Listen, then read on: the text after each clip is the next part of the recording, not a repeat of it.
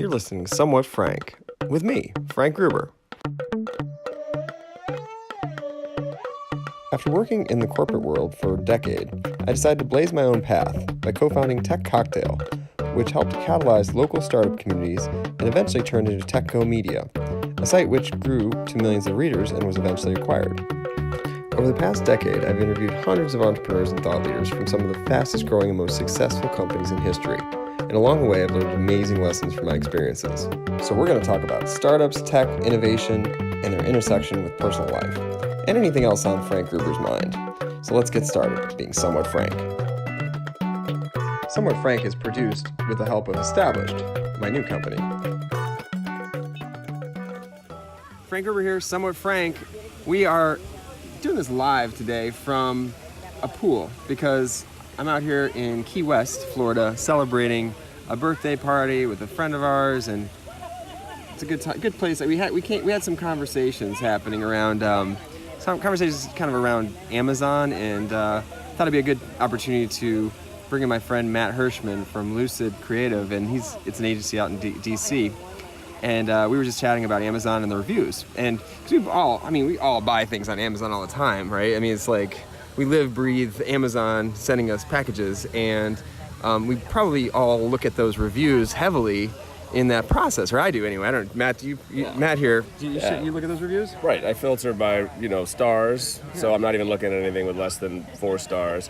And then, of course, over time you started to build a certain level of trust in the review system, from the early days. And you started, basically using a shorthand system of making purchasing decisions by picking things that had 5 stars and 1,200 reviews, and you just trusted it, even though it was some off-brand that you'd never heard of, but you needed to make a quick choice. Right. So we all look at it, we measure off of that, but what we realize is some of those things are not necessarily true. Like there's people gaming that system in some ways, and actually, Matt, you kind of took a long work day and turned it into a adventure, kind of tackling this problem and investigating what people are doing. So maybe share a little bit more about what you figured out when you were looking at the review system on Amazon, and then we're going to talk about what they could do to fix it, and maybe even the potential opportunity. So I think I don't remember what product it was that I'd bought that I was really disappointed with, and it was clearly a piece of junk. And I went back to maybe leave a review, but then got caught up in reading the other reviews because I was just confused that there weren't more complaints. And then I realized that the reviews were completely falsified. At least 95% of them were copy and paste from other reviews.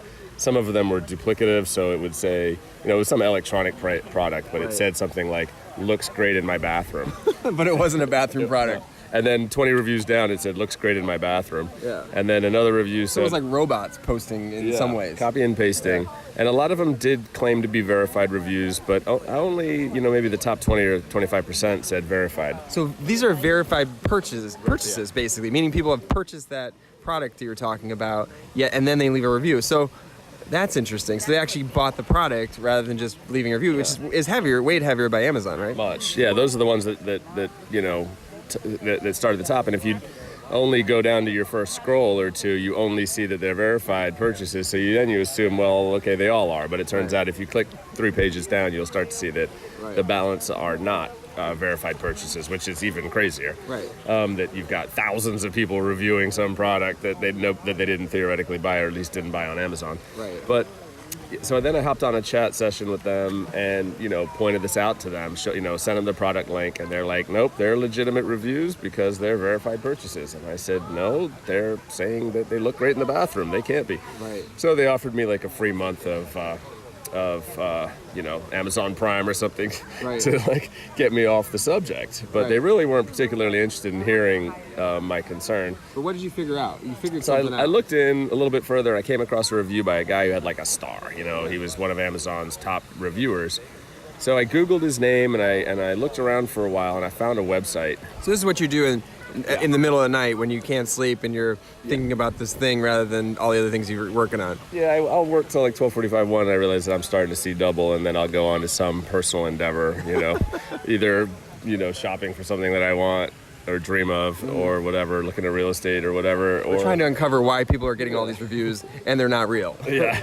So anyway, I find this guy's name out there, and he has his own website, and I don't know exactly how he markets himself, but basically if you read the fine print, he's asking people to PayPal him a dollar amount and a name of a product on Amazon, and he will purchase it and review it.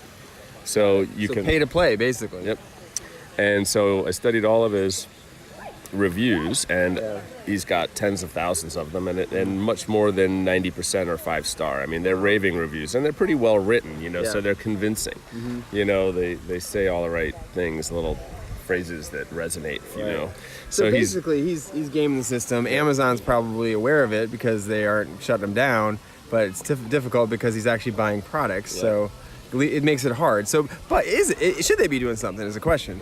So my first thought was, we need to get them to stop, or they need to do something. I mean, I'm not even a developer, and I could write a script to fix this problem. It's really easy to spot it. I should mention that you have a background of product development and design at AOL, as do I, and we built product, and so you understand the back end side too. Right. So the sense I got from them that they just didn't want to hear it. I mean, and obviously I didn't go super far in the management structure, but they just didn't seem to want to hear it. So I looked into, the first thing that occurred to me was, I want them to stop because I want to use this service and trust it. Right. And I'm tired. I don't want to have to spend. Let's save Amazon, basically. Yeah, for me, selfishly, and for and I'm spending 30 extra minutes now making a buying decision. Right. So if I want a little MP3 player that floats in the pool, that used to take me 3 minutes. Yeah. And now I've got to spend half an hour, 45 minutes. What's real and what's not. Yeah. And then by the time I'm done, sometimes I just don't even buy something because you're so tired. Yeah, and also right now it's 1:30. Yeah. And sometimes you can't find any products without fake reviews. Right. So now you really just lost the faith. Right.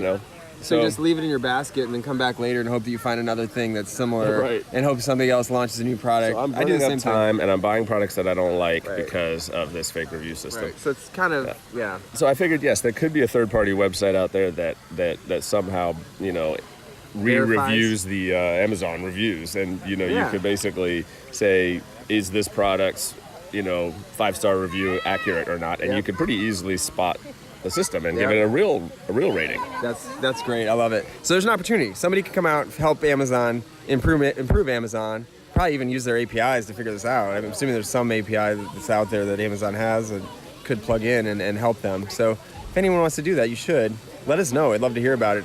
We're here in Key West on Sunset Key. Podcasting from the pool. That's kind of crazy. I never want to leave.